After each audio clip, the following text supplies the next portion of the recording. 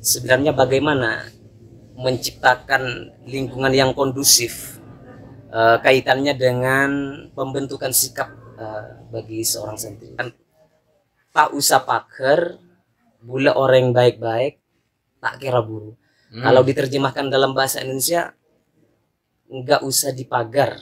Lingkungan ini nggak usah dipagar. Saya ini orang baik-baik dan tidak akan kemana-mana. Dari sisi kejiwaan ya, dan sisi praktisi pikiran, jadi itu bentuk afirmasi. Afirmasi itu adalah kalimat positif.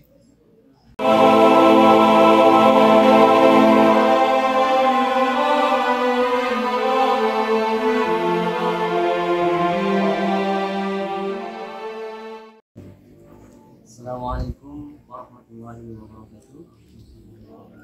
Alhamdulillah wa syukurillah ala ni'matillah la haula wala quwwata illa billah. Amma ba'du. Terima kasih teman-teman Penabar TV semuanya dimanapun Anda berada.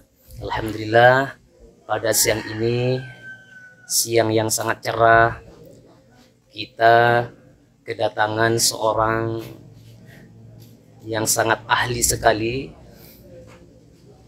Beliau itu seorang pegiat hipnosis.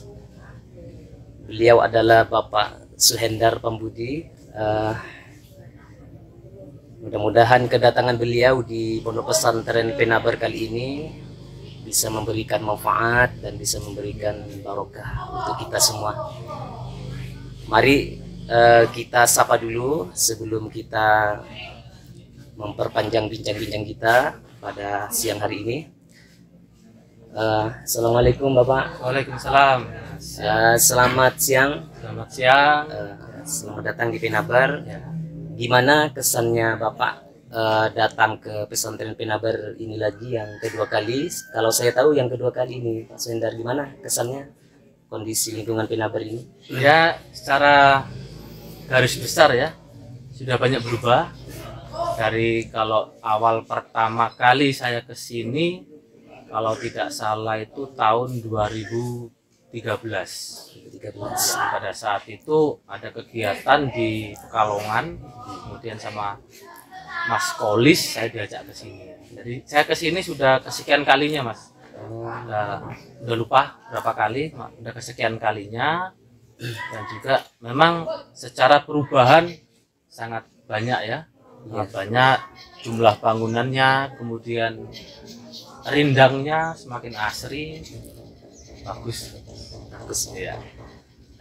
Kita di sini sebenarnya mau nanya-nanya, kita sharing aja, berbagi pengalaman, berbagi ilmu. Yang pertama yang ingin saya tanyakan ya, kaitannya dengan lingkungan di Penabar ini, sebenarnya bagaimana menciptakan lingkungan yang kondusif, kaitannya dengan pembentukan sikap bagi seorang santri. Oh, itu ya. Ya. Jadi izinkan saya ini membahasnya dalam konteks pendidikan ya, baik secara formal ataupun informal.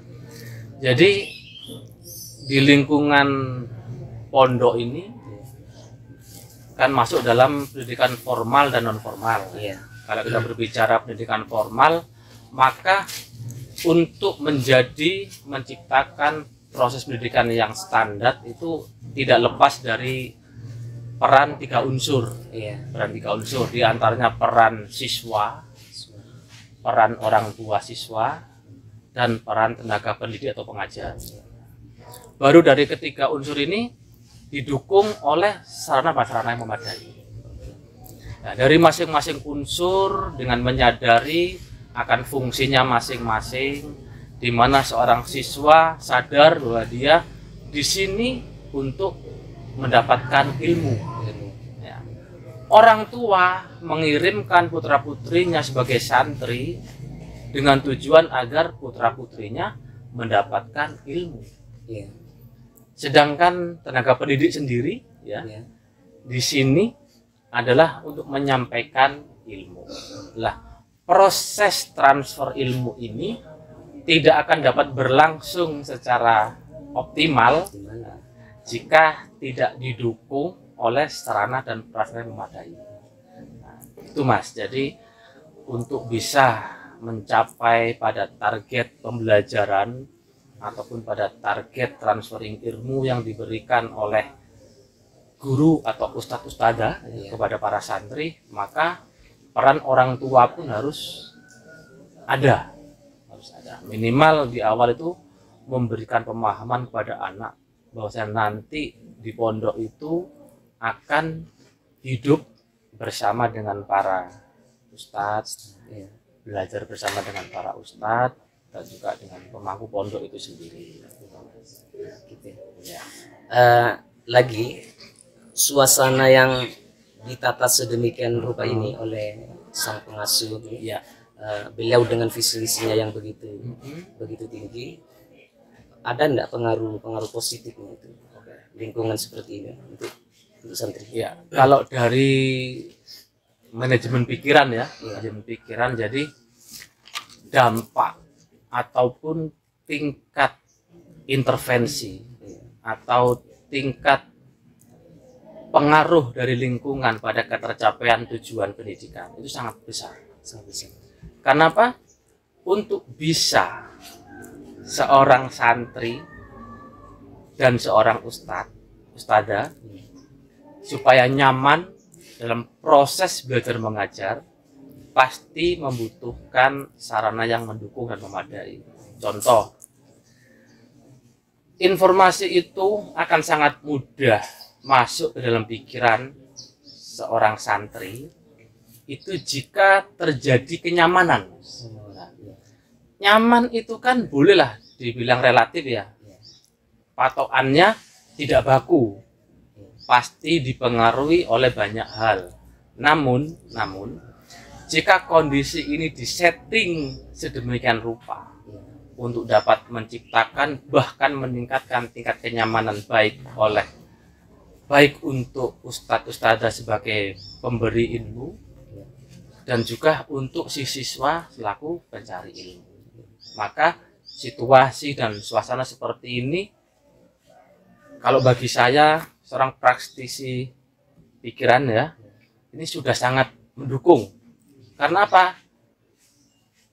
Dari segi kenyamanan dapat, dari segi kelengkapannya jelas ya, semua tersedia, ruang kelas, ruang belajar berkelompok yang sangat asri, kemudian tanaman-tanaman yang segar ini pun dapat mengintervensi secara maksimal pada ketercapaian kenyamanan proses belajar mengajar. Iya. Ada lagi di sini sudah berjalan beberapa tahun. Biasanya di sini kalau pagi-pagi itu ada suasana murattal, suasana orang ngaji di situ yang dilengkapi dengan suasana yang bersih. Kita usahakan itu tiap hari kita sadarkan untuk para santri. Itu bagi minat belajar anak ada tidak Pak? Oh gitu. Merangsang semangat belajar. Jadi untuk menyampaikan informasi ilmu lah kepada santri, memang kan paling enggak itu dilakukan dengan 5 cara. Yang pertama, agar informasi atau ilmu itu mudah diterima ya, itu ketika informasi atau ilmu ini disampaikan oleh seseorang yang memiliki otoritas, seseorang yang dipercaya, seseorang yang dianggap ahli atau memiliki pengetahuan lebih ya, itu harus mendapatkan itu dulu dan diakui oleh para santri, ya kan? Yang kedua, ketika informasi itu disampaikannya dengan berulang-ulang ya.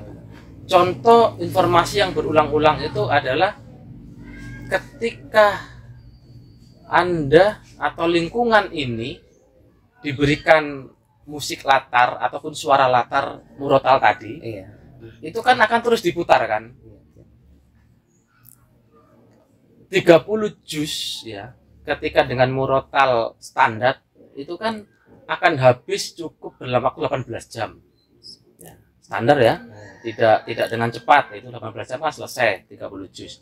Lah, setiap saat dia dengarkan itu, besok dia dengar lagi, lusa dia dengar lagi. Maka ketika didapatkan berulang setidaknya 3 sampai 5 kali, maka itu sudah bisa masuk informasi itu. Misalkan ingin menghafal surat tertentu misalkan, itu akan cepat. Nah, yang ketiga selain pengulangan, itu ketika informasi didapatkan oleh santri itu mengandung atau didapatkan pada kondisi emosi yang intens atau tinggi. Nah, emosi ini bermacam-macam ya. Bisa emosi positif, bisa emosi negatif. Yang penting intens Mas, tinggi. Jadi misalkan suasana riang gembira.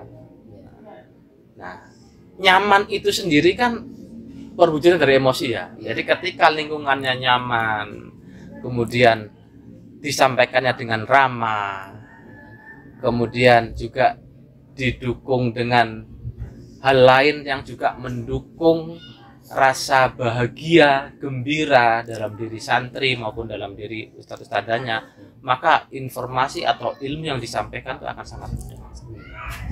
Demikian juga dengan langkah yang keempat. Yang keempat adalah ketika proses belajar mengajar itu, anak-anak itu dikelompokkan.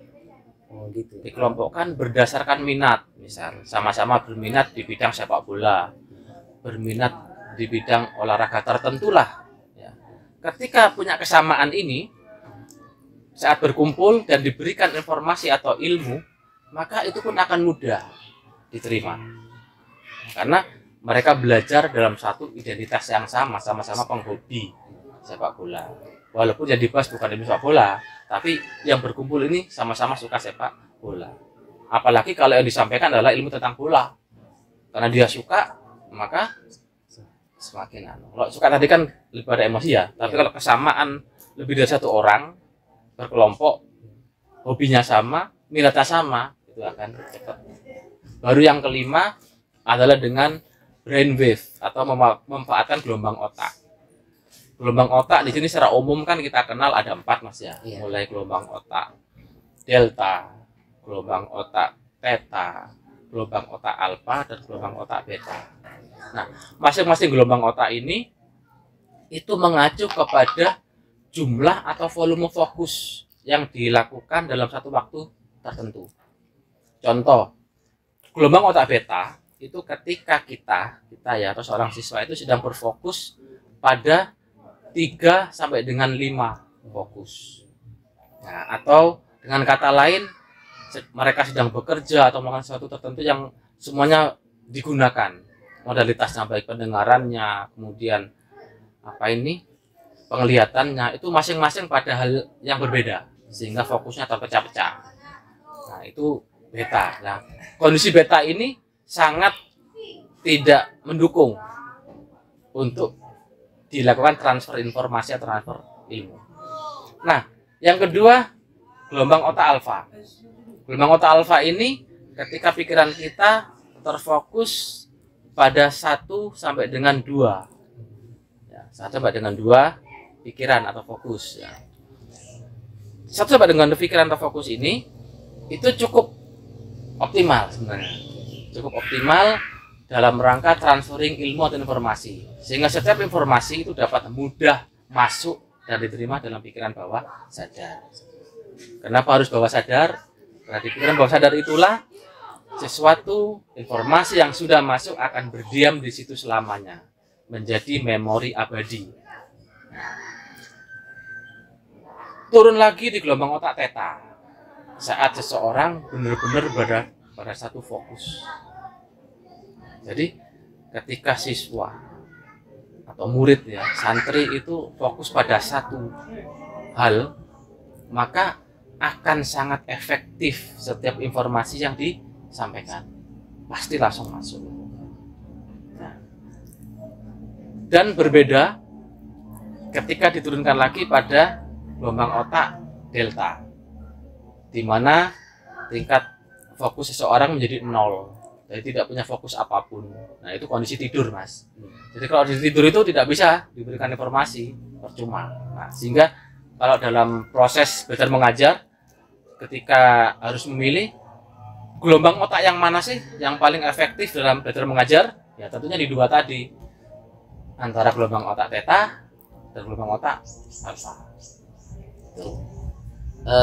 Tapi yang menjadi fokus ya, fokus pertama kita di sini sebenarnya mau mencetak santri yang baik ya, yang bisa dibanggakan. Di sini Kiai bikin apa semacam jargon yang dipampang di papan-papan nama itu.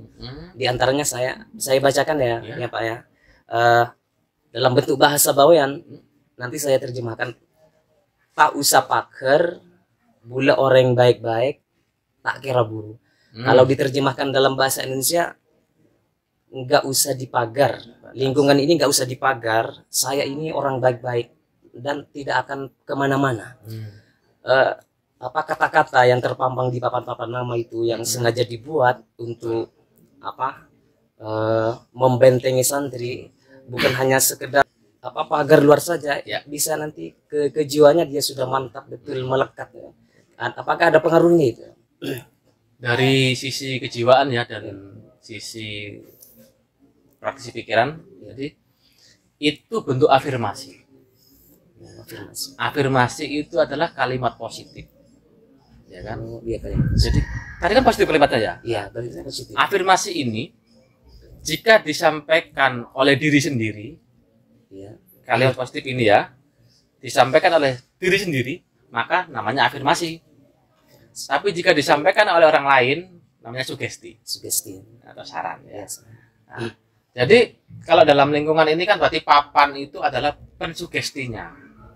Sedangkan santri membaca, kemudian menghafal, mengingat, kemudian diinternalisasi dengan cara apa? Diulang-ulang kalimat tadi itu. Maka dia sudah melakukan afirmasi pada dirinya. Jadi tiap hari santri itu bisa melihat. Nah, diulang-ulang tadi itu kan. Jadi seperti ini umpamanya. Betul. Penaber berhias budi. Betul. Bersih hijau asli yang di sini. Betul itu. Jadi itu afirmasi. Nah, kalau kita yang mengatakan berarti kita mensugesti, menyarankan dia untuk menjadi seperti ini kan.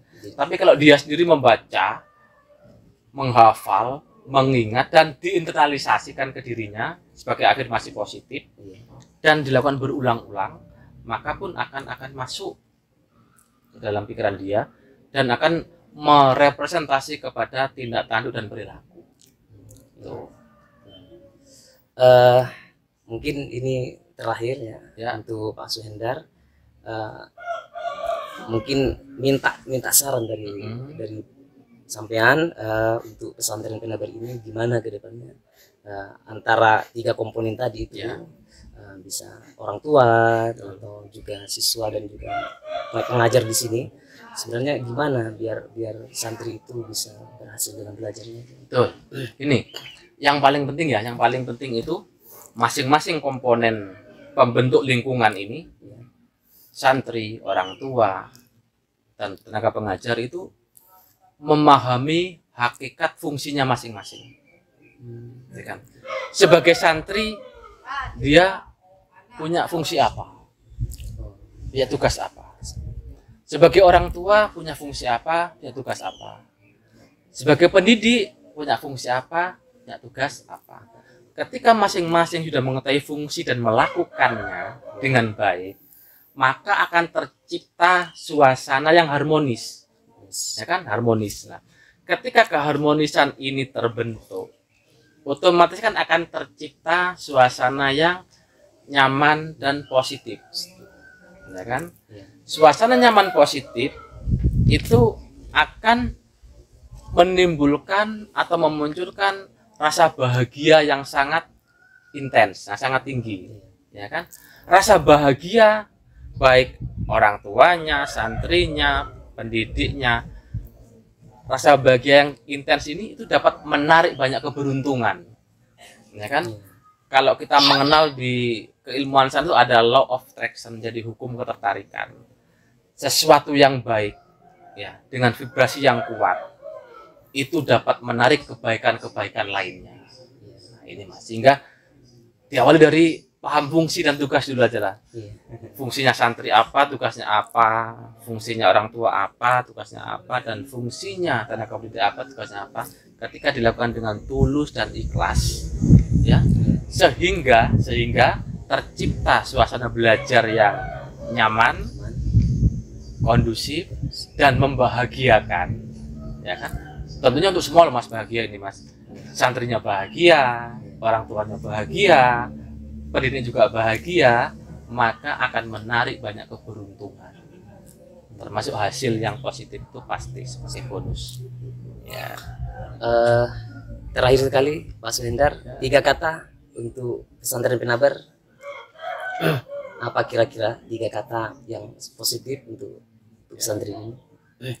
Jadi lestari, kemudian ramah. Jadi kan lestari, ramah, dan yang ketiga harmonis. Ya. Lestari dibuktikan dengan ini hijau-hijauan ini kan banyak macam-macam ya, terutama tanaman-tanaman khas yang ada di Pulau Bawean. Kemudian ramah, di sini kita lihat para santri, tenaga pendidik, bahkan Pak Yasa Pemangku Pondok juga, ya kita tahu sendiri beliau sangat ramah, welcome pada semua orang. Kemudian harmoni, masing-masing komponen ini dapat berperan sebagaimana yang tadi saya katakan, santri tugas fungsinya apa, orang tua tugas fungsinya apa, dan pendidik tugas fungsinya apa, itu harmonis sekali. Ya. Oke, terima kasih teman-teman semuanya. Terima kasih Pak Suhendar, sama-sama yang sudah berkunjung ke pesantren Penabar. Terima kasih juga ilmunya yang telah kami terima. Kami di sini mohon undur diri. Dari kami, Assalamualaikum warahmatullahi wabarakatuh. Waalaikumsalam warahmatullahi wabarakatuh.